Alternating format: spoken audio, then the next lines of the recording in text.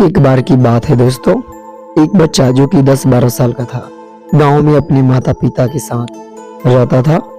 वह एक दिन ऐसे ही खेलते हुए अपने दादाजी के पास पहुंचता है और खेलते खेलते अपने दादाजी से पूछ बैठता है कि दादाजी, मैं अपने जीवन में बहुत ही सफल इंसान बनना चाहता हूँ, क्या आप मेरी इस काम में मदद करोगे? उसके दादाजी मुस्कुराते हुए हंसते हुए उसका उत्तर देते हैं, हाँ क्यों नहीं। और उसे एक पौधे के दुकान पे लेके जाते हैं और वहां से 2 छोटे छोटे पौधे खरीद करके लेके आते हैं। एक पौधा को अपने घर में लगाते हैं और वही दूसरे पौधे को घर के बाहर ले जा करके लगा देते हैं।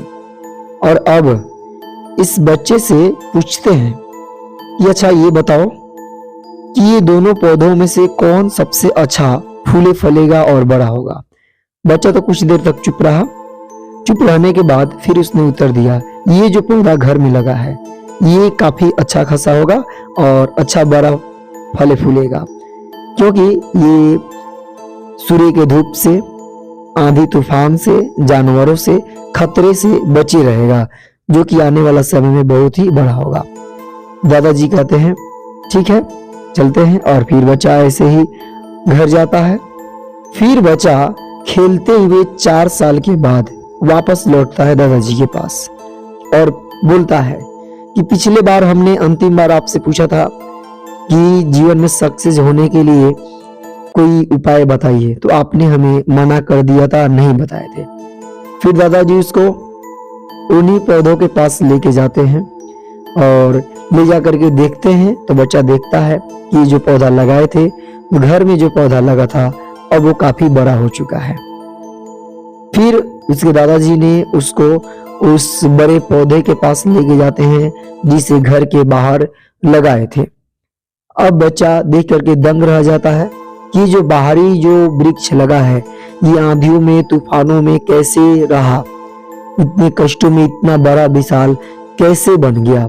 इसके दादाजी अब उसको बताते हैं, शिक्षा देते हैं कि ये जो पौधा है घर में लगा, इसको सभी सुख सुविधाएं मिलते रहा, आंधी तूफान से बचे रहा, लेकिन ये जो पौधा है जो कि बाहरी है, ये सूर्य के प्रकाश को सहा, ये आंधी को, तूफान को, जानवरों से अपनी सुरक्षा किया, संघर्ष में तपा, आंधियों से टकराया, रात के चांदनी ठंडक से बचा।